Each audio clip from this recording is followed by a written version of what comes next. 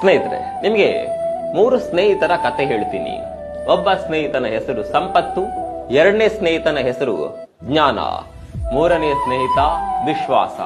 ಇವರು ಮೂವರು ತುಂಬಾ ಕ್ಲೋಸ್ ಫ್ರೆಂಡ್ಸ್. ಒಂದು ದಿನ ಯಾವುದೋ ಒಂದು ಕಾರಣಕ್ಕಾಗಿ ಮೂವರು ಬೇರ್ಪಡುವ ಸಂದರ್ಭ ಬರುತ್ತೆ. ಆಗ ಮೂವರು ಕೂಡ ಪರಸ್ಪರ ಒಬ್ಬರನ್ನೊಬ್ಬರು ಕೇಳಿಕೊಳ್ತಾರೆ, ನಾವು ಮುಂದೆ ಎಲ್ಲಿ ಸಿಗೋಣ ಮತ್ತು ಯಾವಾಗ ಸಿಗೋಣ ಅಂತ. ಆಗ ಸಂಪತ್ತು ಹೇಳ್ತಾನೆ, ನಾನು ಶ್ರೀಮಂತರ ಹತ್ರ ಸಿಗ್ತೀನಿ ಅಂತ. ಜ್ಞಾನ ಹೇಳ್ತಾನೆ, ನಾನು ಪುಸ್ತಕಗಳಲ್ಲಿ ಸಿಗ್ತೀನಿ ಅಂತ. ಆದರೆ ವಿಶ್ವಾಸ ಮಾತ್ರ ಏನು ಕೂಡ ಮಾತನಾಡದೆ ಮೌನವಾಗಿದ್ದ.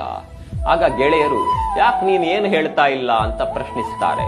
ಆಗ ವಿಶ್ವಾಸ ಹೇಳ್ತಾನೆ, ನಾನು ಒಂದು ಬಾರಿ ಹೊರಟು ಹೋದೆ ಅಂದ್ರೆ 2ನೇ ಬಾರಿ ಮತ್ತೆಂದು ಕೂಡ ಸಿಗೋದಿಲ್ಲ ಅಂತ.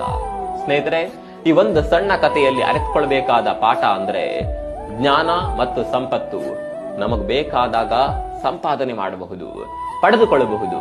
ಆದರೆ ವಿಶ್ವಾಸ ಒಂದು ಬಾರಿ ಕಳೆದುಕೊಂಡ್ರೆ ಮತ್ಯಾವತ್ತೂ ಕೂಡ ವಾಪಸ್ ಪಡೆಯೋದಕ್ಕೆ ಸಾಧ್ಯವೇ ಇಲ್ಲ.